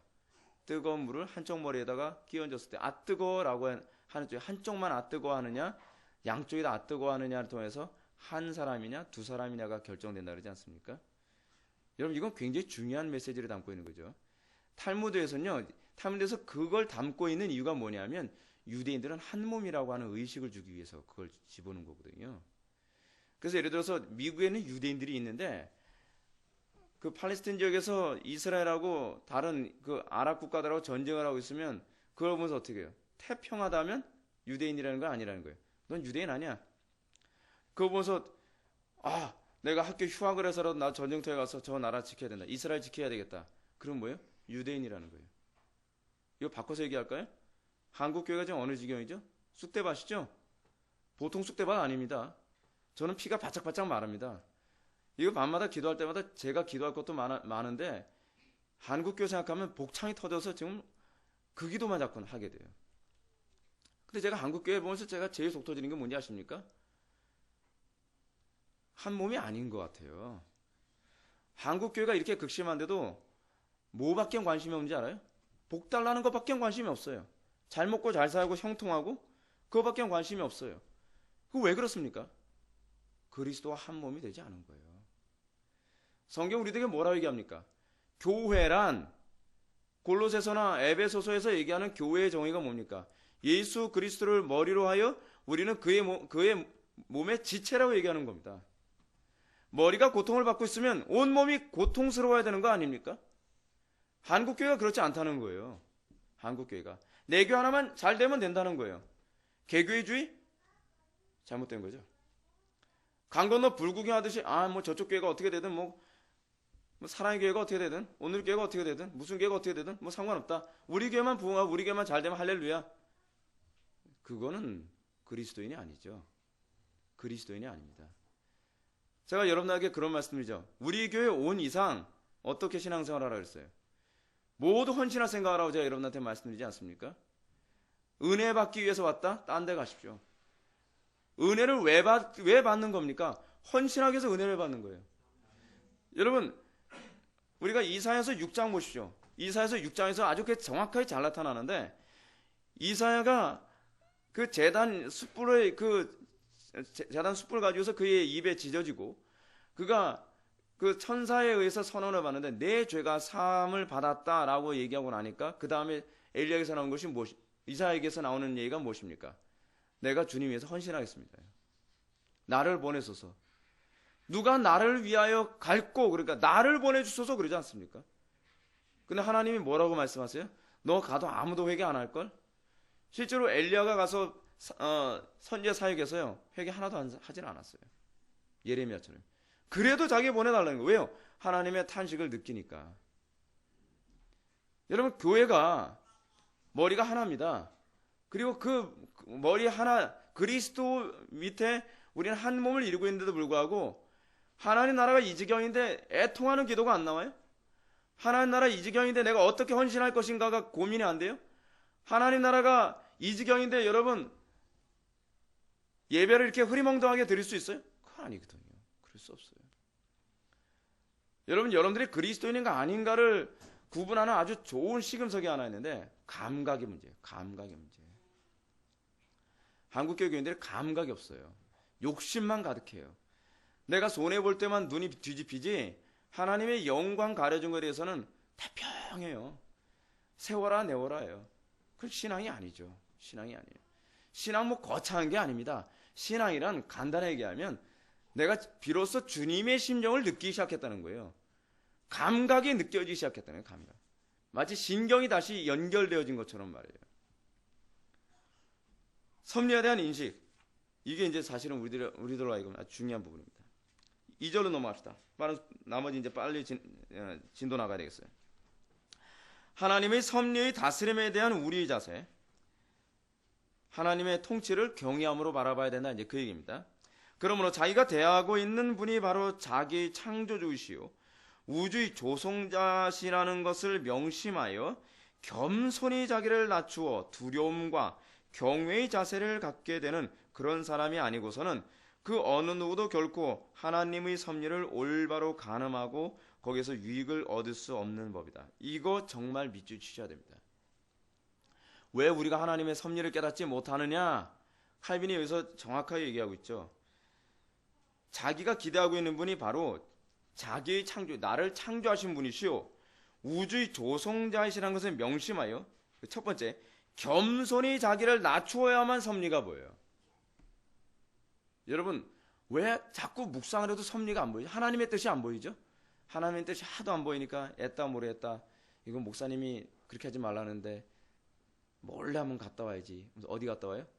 어느 기도원에 가서 신령한 그 권사님, 40일 금식 기도 6번 했다고 하는 권사님한테 가서 권사님 기도 좀 해주십시오.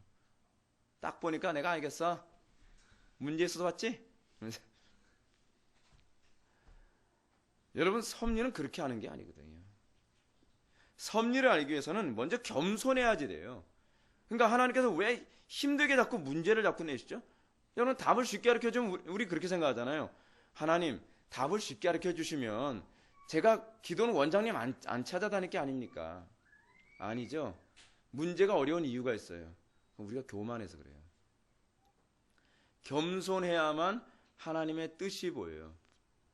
내 생각을 내려놔야만, 내 고집과 내 욕심을 내려놔야만 하나님의 섭리와 하나님의 뜻이 보여요. 여러분, 그 솔직히 우리 느끼잖아요. 하나님, 그래도 이거는 주셔야 됩니다. 여러분, 욕심이 눈앞을 가리고 있는데 하나님의 섭리가 보이겠습니까?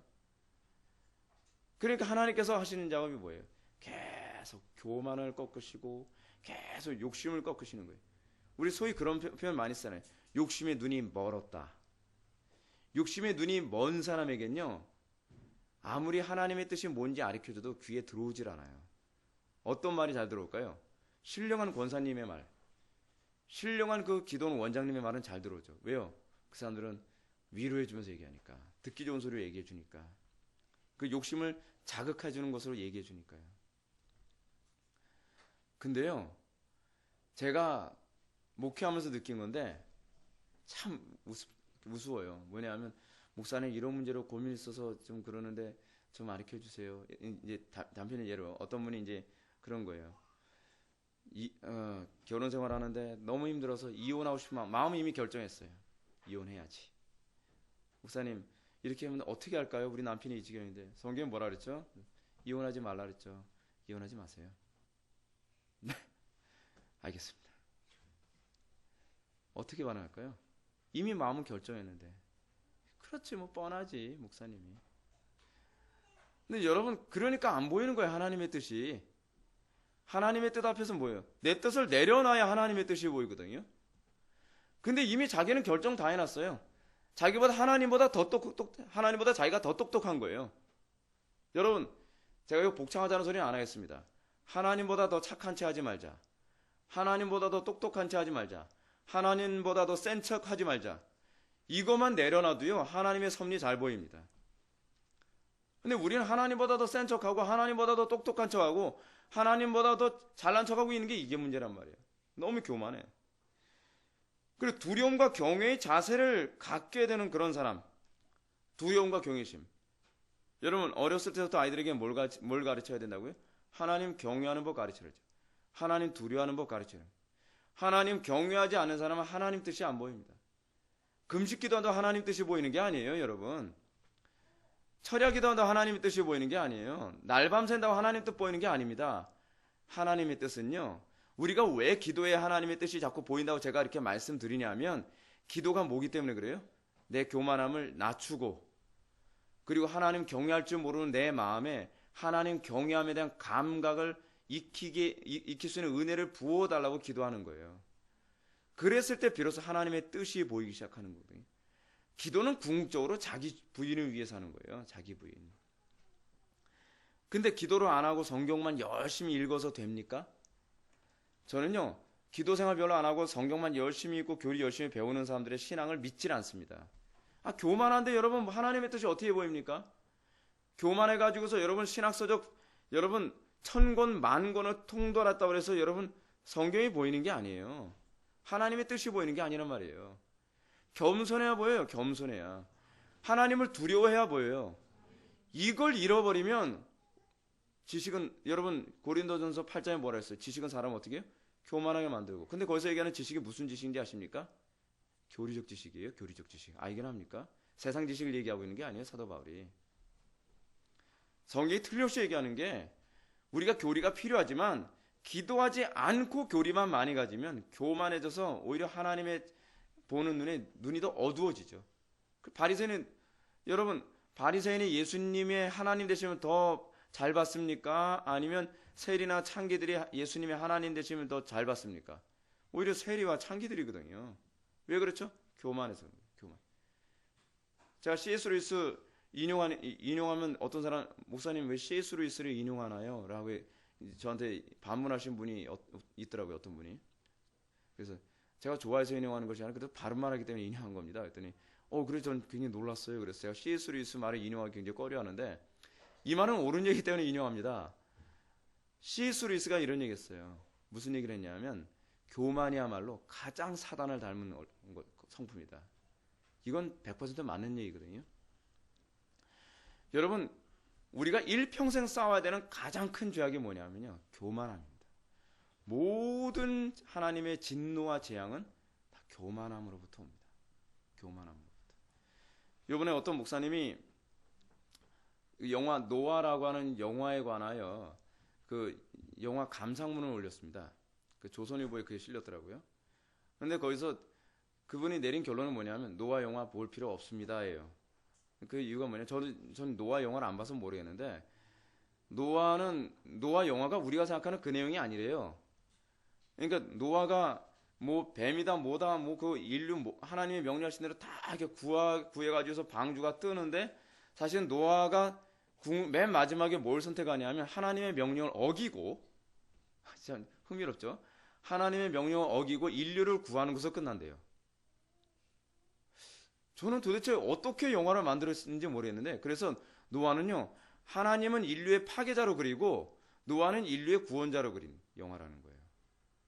왜 그 영화를 그렇게 만들었을까요? 아주 굉장히 가히 충격적이죠. 그래서 러셀 크로우 같은 저 사람을 노아로 쓸 리가 없는데 역시 러셀 크로우는 거기 딱 어울리는 사람이에요. 글레이데이터 같은 데 어울리는 사람인데. 왜 그랬죠? 교만하니까 하나님을 대적하는데 거기까지 대적해 나가는 거예요.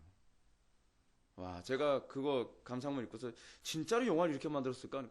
거의 경악스럽지 않습니까? 경악스러워요.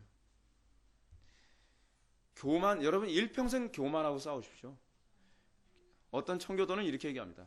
교만이라고 하는 이 나쁜 버르장머리는 조금만 한눈을 팔아도 곧바로 고개를 쳐든다고요. 우리는 일평생 교만하고 싸워야만 합니다. 우리는 순간순간 교만해집니다. 그래서 하나님의 뜻이 안 보이는 겁니다. 하나님은 끊임없이 여러분들에게 말씀하고 계시고 하나님께서는 끊임없이 여러분들에게 자상한 목소리로 얘기하고 계셔도 안 들리는 이유가 뭐냐면 그 교만 때문에 그렇습니다. 3절로 넘어갑시다. 하나님의 섭리에 대한 그릇된 적용 259페이지입니다. 이처럼 삼가는 마음을 가지는 사람들은 과거에 겪은 불행들에 대하여 하나님께 불평하지 않을 것이고, 그렇죠? 여러분들 잘 보십시오. 하나님의 섭리에 대한 이해가 생긴 사람들에게 이제 어떤 현상이 나타나요? 첫 번째로 과거에 겪은 불행들에 대해서 하나님께 불평하지 않을 것이고, 호메로스의 작품에 나오는 아가멤논이 내 탓이 아니고 제우스와 운명의 탓이라고 말하듯이 자기들의 악함을 하나님의 탓으로 돌리지 않을 것이며, 여러분 자기의 악함을 하나님의 탓으로 돌렸던 대표적인 사람이 누구였죠? 인류 최초로 그런 일을 한 사람이 가인이잖아요. 가인. 하나님이 어떻게 해요? 여자를 안 만들었으면 내가 이렇게 안 했을 거 아니에요. 아담. 그쵸? 아담이 하나님 탓했잖아요. 여러분 이게 인간이 타락하면서 가장 첫 번째로 한 짓이거든요. 하나님이 여자를 만들어서 지금 타락했지. 여자 없었어 봐야지 타락했나. 그 다음에 가인이 또 뭐라 그러죠? 내가 내 아우를 지키는 자니까. 무슨 얘기죠? 하나님이 지켰으면 아우 죽었다는 거야, 안 죽었다는 거예요. 하나님의 전능성을 사용하여 자기의 악함을 합리화시키고 있는 거죠. 네. 인간이 그렇게 악합니다. 또 그들은 또한 플라우투스의 작품에 나오는 한 청년이 다음과 같은 말에서 나타나듯이 스스로 자포자기하여 파멸로 자신을 내어 던지지도 않을 것이라는 거예요. 그리고 또 두 줄 더 밑으로 내려서 또한 다른 사람의 예를 좇아서 하나님이라는 이름을 구실로 삼아 자기들의 악행을 정당화하려 하지도 않을 것입니다. 섭리의 위대함이 여기 있습니다. 섭리에 대한 깨달음이 깊어지면 깊어질수록 어떻게 해요? 이런 게 없어지는 거예요. 섭리를 깨닫게 되어지면 과거에 겪은 불행들에 대해서 하나님은 원망하지 않아요. 여러분 내적 치유 필요 없습니다. 프로이트 같은 사람이 뭐 이런 얘기 하잖아요. 나이 5살 안에 있었던 그 소위 마음의 상처가 이게 자기 자아가 돼가지고서 인생을 결정한다? 그런 거 없습니다. 그리고 내적 치유하는 사람들이 무슨 얘기합니까? 여러분 성령님께서 여러분들 마음을 만져주고 계십니다. 얼마나 가슴이 아픕니까? 그러면 아줌마 집사님들 웁니다. 사방에서 울고 난리네. 그러면 또 자극받은 사람들 또 도미노 현상 같이 웁니다. 그래서 뭐래요? 오늘 은혜 받았다는 거예요. 내적 치유 됐다는 거예요. 치유는 무슨 치유입니까? 똑같은 죄 저지르고 또 그 다음 주에 또 와서 또 치유받겠다고 해요. 맨날 위로하는 거예요. 그것 때문에 나온 게 뭐예요? 종교는 민중의 아편이라는 소리가 나온 거예요. 내적 치유 이런 것 때문에 여러분 그런 소리가 나온 겁니다. 여러분 내적 치유의 가장 탁월한 그 교리가 뭔지 아십니까? 섭리입니다. 섭리. 하나님의 선하심이 나를 위하여 이 모든 아름다운 작업을 하셨다. 비록 나에게 그것은 고통이었고 괴로움이었고 불행처럼 여겨졌으나 내가 하나님의 섭리를 알고 나니 이것이야말로 정말로 축복이요 감사할 것 투성이로다 라고 얘기해야 되는 거예요. 이게 내적 치유 아닙니까? 이게 진정한 거 아니에요? 내적 치유 너무 따라다니지 마십시오. 그거 다 사기입니다. 사기. 여러분 밑에서 두 번째 줄 플라우투스의 다른 희극에 나오는 리코니데스는 이렇게 이야기하고 있습니다. 하나님이 조장한 것이요 신들이 그 일을 원했다고 나는 믿소. 신들이 그렇게 되기를 원하지 않았다면 그런 일이 일어나지 않았을 것이니 말이오 라고 궤변을 늘어놓습니다. 여러분 제가 이런 궤변에 관해서 제가 우리 홈페이지에다 글을 올린 게 하나 있죠. 양도론적 궤변론이라고 하는 거예요. 양도론법 궤변론. 양도론법 궤변론을 여러분들이 흔히 잘 알고 있는 단어를 사용해야 되면 뭐예요? 딜레마 궤변론이에요. 딜레마 궤변론. 딜레마 궤변론이 무엇입니까? 어떤 사람이 병에 걸렸습니다. 이 사람이 죽을 사람이면 약을 써도 죽을 것이요. 이 사람이 살 사람이면 약을 안 써도 살 것이다. 근데 이 사람이 살 사람인지 죽을 사람인지 모른다. 그러므로 약을 쓸 필요가 없다. 여러분 이게 양도론적 궤변론을 얘기할 때 가장 대표적으로 사용하는 예화거든요. 근데 여러분 이런 양도론적 궤변론이 교회 안에 많이 만연하고 있다 그랬죠. 하나님께서는 구원받을 사람과 구원받지 않을 사람을 예정해 놓으셨다. 그러면 우리는 전도할 필요가 없다. 왜요? 하나님께서는 전도하지 않아도 얼마든지 구원받을 사람은 구원받게 될 것이기 때문에. 이것을 개혁주의에서 장로교에서 예정론 잘못 이해하고 있는 사람들이 주로 이런 식으로 해서 전도 무용론을 얘기하는 사람들이 주로 이런 논리를 사용하고 있지 않습니까? 또 예정과 선택에 관해서 얘기할 때 이 양도론적 궤변론, 소위 딜레마 궤변론을 또 사용하죠. 하나님께서는 구원받을 사람과 구원받지 않은 사람 선택 이미 예정해 놓으셨다. 그러므로 내가 애쓴다고 해서 구원받는 거 아니요. 내가 애쓰지 않는다고 해서 구원받는 거 아니다. 그러면 우리는 애쓸 필요가 없다. 이걸 우린 뭐라고 해요? 이걸 궤변이라고 얘기합니다. 궤변. 교회 안에 이런 궤변이 굉장히 많이 들어와 있어요. 근데 여기서도 지금 칼빈이 그 궤변을 지금 얘기하고 있는 겁니다. 뭐라고요? 플라우토스가 한 말, 하나님이 조장한 것이요 신들이 그 일을 원했다고 나는 믿소. 신들이 그렇게 되기를 원하지 않았다면 그런 일이 일어나지 않았을 것이란 말이에요. 이 말에는 뭐가 빠져 있는 거죠? 인간의 책임이 빠져 있는 거예요. 인간의 책임이. 항상 이런 그 양도론적 궤변론의 아주 중요한 심각한 문제가 무엇이냐면 항상 자기의 책임을 이렇게 도피하기 위해서 주로 사용되고 있다는 거예요. 이 양도론법 궤변론은요, 어느 시대든지 항상 저희 소피스트들이 자기의 책임을 피해 나가기 위해서 항상 사용하는 궤변이에요. 오늘날 정치가들 사이에서도 이 궤변론 사용하는 사람들 굉장히 많이 있거든요. 이 궤변론 사용할 때 항상 뭘 사용하냐? 내 책임을 이렇게 도피하기 위해서 항상 이런 식의 궤변론을 사용합니다. 칼빈이 그 다음 패러그래프에서 이렇게 얘기합니다. 그러나 속된 사람들은 그 우매함으로 어리석은 소동을 일으켜서 흔히 말하는 말대로 하늘과 땅을 거의 뒤섞어 놓을 정도가 되어버린다. 그들은 말하기를 주께서 우리의 죽을 때를 정해놓으셨다면 우리로서는 그것을 피할 수가 없으니 사람이 미리 예방하려고 아무리 애를 써도 소용이 없다고 한다. 여러분 언제 죽을지 모르죠.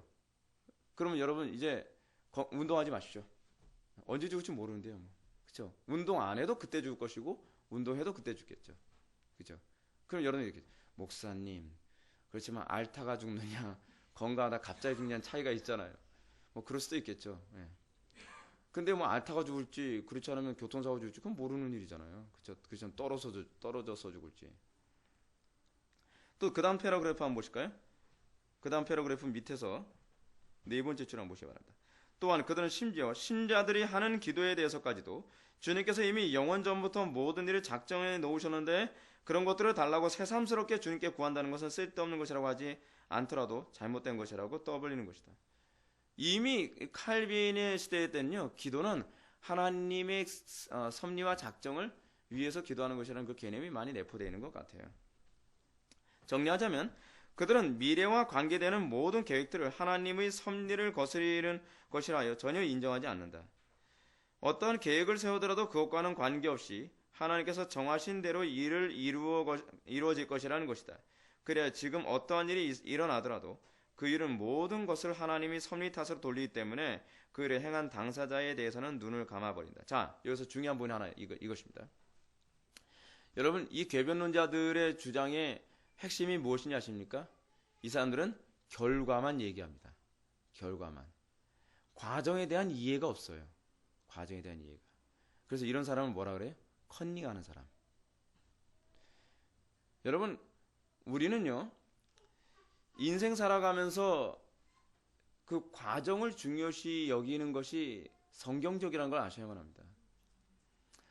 우리는 오늘날 교회 안에서 이 교회에 나타나는 이 수많은 불행인 가운데 하나는 무엇이냐면 과정은 다 그 점프해버리고 주로 뭐에만 관심을 가져요? 결과에만. 그래서 몇 명 모였냐니까 이런 거 있잖아요. 내가 열심히 목회했고 설교도 열심히 잘했고 뭐. 근데 몇 명 모였는데 자꾸 이런 거예요. 그러니까 우리나라 안에서 나타나는 이 흐름이 뭐냐면 꽝 잡는 게 매라는 식의 이런 속담까지 자꾸 나오잖아요. 과정은 중요하지 않다. 중요한 건 결과다. 여기서도 지금 나오는 얘기가 그거. 인간의 타락한 모습이 그거예요. 과정을 무시하는 거거든요. 근데 하나님은 과정과 결과 중에 오히려 어떤 부분을 더 중요시 여기죠? 과정이에요. 과정이 신앙이거든요. 과정이 신앙. 과정이 신앙인데 결과에 주로 비중을 맞추면 어떻게 해요? 어떻게 사든지 천국만 가면 그만하냐. 그러니까 이런 생각하는 사람들이 어떻게 하죠? 내가 왜 지금 예수 믿어? 이 땅에서 즐길 거 다 즐기고 있다가 죽을 때 예수 믿으면 될 게 아니야. 뭐 누가 그렇게 쉽게 예수 믿어진대요? 그리고 여러분 죽을 때 예수 믿겠다? 좋다고 해요. 근데 여러분 예수 믿을 수 있는 기회가 그렇게 쉽게 주어집니까? 여러분 이게 사람들이 자꾸 착각하는 게 그거예요. 인생이 자기 마음대로 사라진다는 생각하니까 그런 거예요. 여객기 바다에 추락했다고 뭐 좀 그 기사가 나왔는데 그렇게 죽을 줄 어떻게 알았겠어요? 그렇잖아요. 어느 날 갑자기 길거리 하다가 자기도 의식도 하지 못하는 사이에 차가 와서 치여가지고 죽을지 어떻게 하냔 말이에요. 사람이 어찌나 교활하고 자기가 죄를 버리기 싫어하는지 죄 질 거 다 짓고 천국만 가겠다는 거예요. 도둑놈 신보죠. 도둑놈 신보. 그래서 나온 이단이 뭐예요? 구원파잖아요. 구원파. 왜 많은 사람들이 구원파에 그토록 많이 가는지 아십니까? 교회 안에서 도둑놈 신보를 자꾸 키워서 그래요. 도둑놈 신보. 어떻게 하든지 목적지만 도달하면 된다는 거예요. 이 목적지만 도달하면 된다라고 하는 이 도둑놈 신보가 이제는 어디까지 이제 영역을 확대시켰냐면 종교다운주까지 가버린 거예요. 뭘 믿든지 천국만 가면 되는 거 아니에요? 종교다운지 추구하는 사람들이 결국 그거예요. 진리냐 멸냐 중요하지 않다. 뭐가 진리냐 이젠 그런 논쟁하지 말자는 거예요. 종교다운지에서 가장 중요한 핵심이 뭐냐면 무엇이 진리냐 무엇이 거짓이냐 이런 얘기는 이제 더 이상 꺼내지 말자는 거예요. 결국 천국만 가면 된다는 거예요. 이게 철학이에요. 이게 철학. 그래서 오늘날 교회는요 거의가 신학이 아니라 철학인 경향이 많아요. 그래서 여러분들 신앙생활 하면서 항상 여러분들의 관심이 어디에 있어야 되냐면 여러분들의 신앙의 과정입니다. 신앙의 과정에 이 비중을 두는 사람은요 결과에 두려워하지 않습니다. 마치 이런 거와 같죠. 어떤 사람이 열심히 운동을 했습니다. 그러면 자기가 열심히 한 것 때문에 결과에 크게 이제 집착하지 않죠. 근데 어떤 사람은 결과에만 신경 쓰고 과정을 등한시한 사람은 나중에 어떻게 해요? 게임에서 자기가 원하는 성적이 안 나왔을 때 과정을 후회하죠. 아, 그때 내가 열심히 할 걸. 이거 다 일반 계시로 우리에게 보여주시는 것이거든요. 여러분, 왜 우리는 확신교리 때문에 그토록 자꾸 여기저기 찾아다니죠? 그 이유가 어디 있죠? 과정이 흐리멍덩하니까 자신이 없는 거예요. 자신이. 과정에 충실한 사람은 결과에 대해서 두려워하지 않습니다. 여러분들 지금 여러분들 삶 가운데 날마다 주님과 동의하는 삶을 살고 있다면 여러분 구원의 확신 가지고 고민할 필요 없잖아요. 왜 자꾸 사람들이 구원의 확신에 그토록 고민하죠? 지금 하나님하고 동의하고 있는 증거가 너무만 나타나니까는 거예요. 지금 자기가 살아가는 죄송합니다. 이 표현상에서요. 꼬락서니를 보니 천국 갈 자신이 없거든요. 근데 누군가가 그래도 넌 천국 갈 수 있어라고 얘기해줬으면 좋겠는 거예요. 그래서 그런 이단 자꾸 찾아다니는 거예요. 여러분 천국 그렇게 쉽게 가는 거 없습니다. 천국은 좁은 길입니다. 천국은 십자가입니다. 자기 부인의 길입니다. 4절로 넘어갑시다. 하나님의 섭리와 인간의 의무. 여기서 중요한 핵심이 뭐냐면 하나님의 섭리는 인간의 신중성을 면제해주지 않는다는 겁니다. 여러분들 거기서 네 번째 줄에 보시기 바랍니다. 사람이 마음으로 자기 길을 계획할지라도 또 그의 걸음을 인도하시는 이는 여호와시니라 라고 하는 오늘 본문 말씀입니다. 사람이 자기 일을 계획할지라도 이 표현에서 우리가 발견하는 것이 뭐냐면 하나님께서는 우리가 계획하는 것이 필요 없다고 얘기하는 게 아니라는 거예요. 가치 없는 것이 아니라는 거예요. 하나님께서 우리의 계획을 사용하십니다. 근데 중요한 게 뭐예요? 우리의 계획이 우선이 아니라 결국 하나님께서 모든 걸 섭리하신다라고 하는 것을 주로 얘기하고자 하는 것이죠. 이는 곧 우리가 스스로 계획하고 모든 일을 차근차근 진행해 나가는 것이 하나님의 영원한 작정을 거스르는 것이 아니라, 그러니까 계획하지 말라는 얘기 아닙니다. 언제나 그의 뜻에 굴복하는 것이라는 뜻이다. 그 이유는 분명하다. 우리의 삶의 한계를 정해 놓으신 하나님께서는 동시에 그의 삶을 우리에게 맡겨서 행하게 하셨고 그가 삶을 보존하도록 수단과 도움을 베푸셨으며 또한 우리로 하여금 위험을 미리 예견할 수 있도록 만드셔서 모르는 사이에 위험을 당하지 않도록 하셨고 또한 예방법과 대비책을 주신 것이다. 여러분 좀 더 선명한 부분을 좀 보시기 바랍니다. 262페이지 중간 패러그래프 여러분 보시게 되면 그래서 위에서 7번째 줄 보시기 바랍니다. 하나, 둘, 셋, 넷, 다섯, 6번째 줄이네. 6번째 줄 우측 부분. 그렇기 때문에 하나님께서는 우리로 하여금 미래사를 의심스러운 것으로 여겨 대비하게 하시며 또한 그것들을 극복할 때까지 혹은 그것들이 우리 힘으로는 되지 않는다는 것을 밝혀질 때까지 우리에게 주어진 대비책들을 끊임없이 강구하게 하시기 위하여 모든 미래사를 우리에게서 감추시기를 기뻐하시는 것이다 라고 번역을 했는데 이거 번역이 별로 썩 좋지가 않아서 제가 다른 번역을 좀 읽어드리겠습니다. 이러한 이유로 하나님께서는 모든 미래사를 우리에게 숨기시기를 원하셨는데 어떻게 하셨다고요? 미래사를 우리에게 숨기시기를 원하셨어요. 하나님께서 왜 우리에게 미래를 안 보여주신지 아십니까? 여러분 성경에서요 미래를 점치는 것에 관하여 항상 하나님께서는 심각한 죄악으로 여깁니다. 미래를 점치는 대표적인 사람이 누구죠? 무당이죠. 마술사 그런 사람들. 그 미래를 점치는 사람들을 무조건 어떻게 죽여라 그렇게 얘기합니다. 왜냐하면 미래를 점치게 만들고 미래를 미리 알게 만드는 것이 가져다주는 흉악한 죄악이 있기 때문에 그렇습니다. 여러분 미래를 미리 알게 되면 어떻게 해요? 우리는 성화가 안 일어나요. 하나님의 의중을 살펴보질 않아요. 여러분 점치는 사람들이 점쟁이 찾아다니는 사람들, 예언기도 받으러 다니는 사람들의 특징이 무엇이죠? 하나님의 의중에 관계없고 자기 인생에만 관계를 주로 갖고 있는 사람들이거든요. 그래서 그것은 우리로 하여금 그것을 불확실한 것으로 경계하게 하시고 미래를 어떻게? 미래가 불확실한 것으로 경계하게 하시고 마련된 대비책으로서 하나님께서 우리에게 대비할 수 있도록 마련해 놓은 게 있으시거든요. 예를 들어서 여러분 우리가 병에 걸리면 우리가 죽을지 살지 압니까? 모릅니까? 모르죠. 근데 마련한 대비책이 있어요. 뭐가 있죠? 약이라든지 의료 활동이라든지 뭐 수술이라든지 여러 가지 방법이 있잖아요. 그것을 끊임없이 사용해서 현재 문제를 대항하게 하시며 결국 그것들이 정복되든지 혹은 무사히 지나가게 하든지라고 하는 삶을 살기를 원하시는 거예요. 그렇게 함으로써 하나님께서는 어떻게 살기를 원하시느냐? 현재의 삶에 충실하고 성실하고 부지런하게 살기를 원하시는 거예요. 자, 여러분들 기억하십시오. 모든 어떤 교리도 우리의 게으름을 서포트해주는 교리는 없습니다. 만약에 여러분들의 여러분들의 게으름을 합리화시킬 수 있는 또는 여러분들의 죄악을 다른 데로 전가시키게 만드는 교리가 있다면 그건 다 거짓된 교리입니다. 그러므로 이미 말한 바와 같이 하나님의 섭리는 언제나 발가벗은 모습으로 우리에게 다가오는 것은 아니고 어떤 의미에서는 이분은 여러분 밑줄 치시기 바랍니다. 4절의 맨 마지막에서 두 번째 줄이죠. 어떤 의미에서 하나님께서는 거기에 사용되는 수단으로 옷을 입힌 상태로 우리에게 다가오게 하시는 것이다.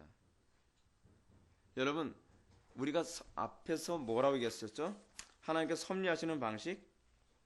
두 번째로 하나님의 섭리는 모든 일을 결정하는 원리로서 때로는 매개체를 통해서 역사하신다. 때로는 매개체 없이 역사하시고 때로는 모든 매개체에 반하여 역사하신다. 하나님께서 우리에게 역사하실 때 일반적으로 섭리하시는 방식이 무엇이냐면 매개체를 통해서 섭리하신다는 거예요. 매개체 중요한 겁니다. 어떤 매개체를 사용해요? 의료 방법. 그렇죠? 그리고 우리에게 주어진 도구들, 지혜, 지식. 그렇죠? 그리고 또 어떤 방법을 사용해서 매개체 없이도 역사할 수 있어요. 어떻게 해요? 때로는 기도했는데 말 한마디 안 했는데 저 사람이 변화되기도 해요. 그렇죠? 때로는 기도만 했는데 아무 약도 안 썼는데 병이 낫기도 한단 말이에요. 그렇죠? 그거 뭐예요? 그것도 하나님의 섭리 중에 한 부분이에요. 때로는 매개체와 반해서 단편히 예를 들어서 어떤 사람이 암 환자가 있었습니다. 근데 암 환자 중에서요 어떤 사람은 전갈을 밟았다가 전갈에 쏘여가지고 살아난 사람이 있어요. 매개체에 반하여 낫는 거예요. 주로 전갈은 사람 죽이는 거잖아요. 근데 오히려 전갈의 독에 찔려서 그것 때문에 살아난 사람이 있거든요. 그렇기 때문에 여러분 암 환자들은 다 전갈 밟아서 찔려야 됩니까? 그럼 다 죽어요 여러분. 하나님의 섭리를 이렇게 함으로써 하나님께서 우리에게 뭘 하시냐면 우리의 방법에 한계성이 있다는 걸 알게 하시는 거예요. 아, 이거로만 되는 게 아니구나. 그래서 여러분 의사들이 굉장한 딜레마가 뭔지 아십니까? 알 수가 없다는 거예요. 알 수가 없다는 거예요. 이거로 다 되는 것 같은데 이거로 안 되기도 하고 이거는 안 된다고 생각했는데 저거로 되기도 하고. 어떤 분은요 암을 고치는데 별거 아닌 거 먹어서 암 나는 사람도 있어요. 그러니까 이해가 안 되는 거예요. 이해가. 아니 그걸 먹었다고 암이. 재밌는 게 뭐냐면 여러분 암에 좋다고 해가지고 요즘 무슨 돼지쑥인가요? 아 개똥쑥 죄송합니다. 개똥쑥이라는 게 있죠. 근데 어떤 사람 개똥쑥 먹고서 난 사람이 있대요. 근데 의학적으로요 개똥쑥을 집에서 달여서 먹어서 날 수 있는 게 아니거든요. 개똥쑥을 의학적으로 이걸 거기서 나오는 항암물을 이게 추출을 해야만 그게 사람 몸에서 효과를 낼 수가 있대요. 그냥 끓여서는 그 항암 물이 인간에게 효과를 주지 못한다. 근데 신기하게요. 우리 왕 목사님 사시는 동네에 어떤 분 개똥쑥 먹고 암 고치신 분이 있어요. 신기하죠? 우리의 생각의 영역 밖이라는 게 하나님의 섭리가요. 이걸 통해서 우리들에게 말씀하시는 바가 뭐죠? 하나님 두려워해야 된다는 거예요. 이 세상 주관자가 하나님이시라는 걸 잊지 말아라 라고 하는 것입니다. 자, 이제 마지막으로 우리가 이것만 봅시다. 여러분들 교재 제 5절 하나님의 섭리와 사람들의 악한 행동들 했는데 264페이지 시간이 너무 많이 지나서 맨 첫째 줄부터 보시겠습니다. 그들 자신에게서는 악한 것밖에는 발견하지 못하지만 하나님으로서는 그들의 악한 의도를 정당하게 사용하신 것밖에 없으므로 하나님께 무슨 책임을 물을 수가 없는 것이다. 이게 무슨 얘기냐면 때로는 하나님께서는 인간의 악을 사용하셔서 하나님은 섭리하시기도 하시죠. 근데 사람들은 자꾸 뭐라 하냐면 뭐 내가 악한 거에 관해서 뭐라고 얘기하면 안 된다. 왜냐하면 이 악한 것도 하나님께서 사용하신 도구 아니냐. 자꾸 이런 식으로 궤변을 늘어놓는단 말이에요. 이거 다 궤변이거든요. 궤변. 근데 이거에 관해서 칼빈이 뭐라 얘기하냐면 이렇게 얘기하는 거예요. 한 줄 더 내려와서 그러므로 묻고 싶다. 썩어 있는 시체가 태양빛 아래 그대로 놓여 있을 경우 그 시체의 악취는 대체 어디서 오는 것인가? 태양 광선에 악취가 생겨났다는 것은 모든 사람이 다 아는 것이다. 그러나 그렇다고 해서 광선이 악취를 풍긴다고 말하는 사람은 아무도 없다. 인간의 죄악에 관한 문제의 책임은 하나님께 돌리면 안 된다는 거예요. 그렇죠? 여러분 어떤 음식이 부패하고 썩습니다. 근데 여러분 그 부패하고 썩는데 태양 광선이 그 빛을 비췄기 때문에 부패하고 썩는다라고 얘기하면 안 되겠죠. 왜냐하면 어떤 동물에게 살아있는 동물에게는 태양 광선을 비춤으로 말미암아 오히려 건강하잖아요. 근데 왜 어떤 고기 덩어리에는 태양 광선을 비추면 오히려 더 썩습니까? 그 이유는 그 자체의 문제 있는 것이 태양 광선의 문제 있는 것이 아니라는 거예요. 하나님의 선한 섭리에도 불구하고 하나님께서 선하게 은혜를 베푸심에도 불구하고 타락하고 부패하고 죄를 범하는 것은 그 사람 잘못이죠. 그 사람 잘못이에요. 어떤 사람이 극악무도한 죄를 범했습니다. 근데 그 사람이 머리가 좋아요. 근데 그 머리가 좋은 머리 가지고서 극악무도한 죄를 범했는데 그것은 하나님께서 좋은 머리를 주셨기 때문에 죄를 범한 겁니까? 아니면 그 하나님께서 좋은 머리를 주셨음에도 불구하고 죄를 진 겁니까? 좋은 머리를 주셨음에도 불구하고 죄를 진 것이지 좋은 머리를 주신 하나님께 그 책임을 돌리면 안 되는 거거든요. 사랑하는 성도 여러분, 우리 조나단 에드워즈의 그 섭리에 관한 이 단편적인 이 말을 우리가 좀 염두에 둡시다.